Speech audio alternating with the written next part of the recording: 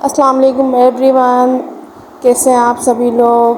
امید کرتی ہوں خیریت سے ہوں گے، ٹھیک ٹھاک ہوں گے، مزے میں ہوں گے۔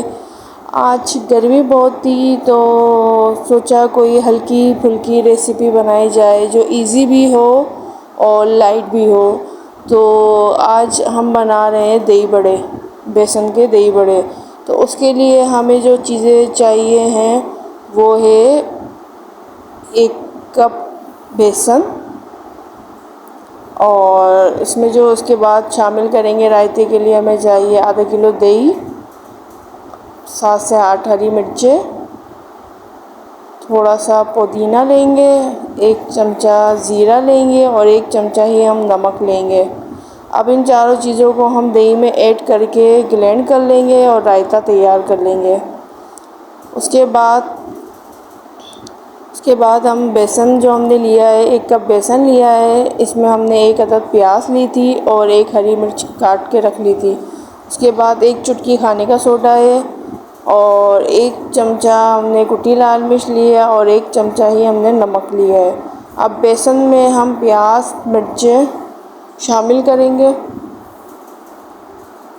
اس کے بعد اس میں ہم کٹی لال مرچ، نمک اور 1 چٹکی کھانے کا سوڈا۔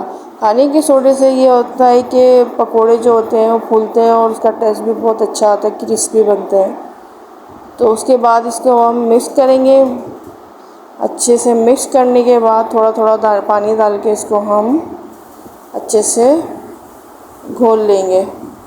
یہ دیکھیں بیسن تیار ہو چکا ہے پکوڑوں کا۔ اس کو ہم 10 منٹ کے لیے ڈھک کے رکھ دیں گے۔ اور 1 جگ لیا ہے، اس میں ہم رائتہ بنانے کے لیے ہم نے ½ کلو دہی ایڈ کیے، اور دہی ایڈ کرنے کے بعد اس میں جو مسالے میں نے آپ کو بتائے تھے رائتے کے لیے، ہری مرچیں، نمک، زیرہ اور پودینہ، وہ شامل کر کے اس کو گلینڈ کر لیں گے۔ یہ گلینڈ کرنے کے بعد یہ رائتہ ہمارا ریڈی ہو چکا ہے۔ بہت سمپل سی ریسیپی ہے۔ اب ایک کڑھائی لیں گے، اس میں ہم نے آئل ڈال دیا ہے پکوڑے فرائی کرنے کے لیے۔